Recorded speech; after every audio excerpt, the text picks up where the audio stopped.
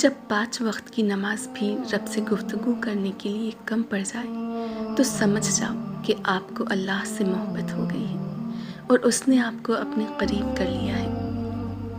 اسلام اتنا خوبصورت مذہب ہے کہ مسکرانے پر بھی آپ کو اجر ملتا ہے، اور یہاں تک کہ غصے کی حالت میں خاموش رہنے پر بھی۔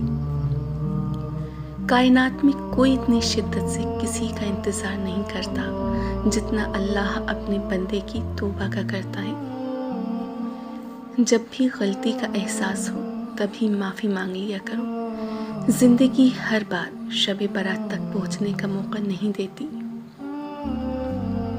تمہارے نفس کی تربیت کے لیے اتنا ہی کافی ہے کہ تم ان چیزوں سے دوری اختیار کرو جو تمہیں دوسروں میں بری لگتی ہیں۔ برا وقت ہمیشہ گزر جاتا ہے، چیزیں ٹھیک ہو جاتی ہیں، بس انسان کا ظرف آزمانا ہوتا ہے اللہ نے۔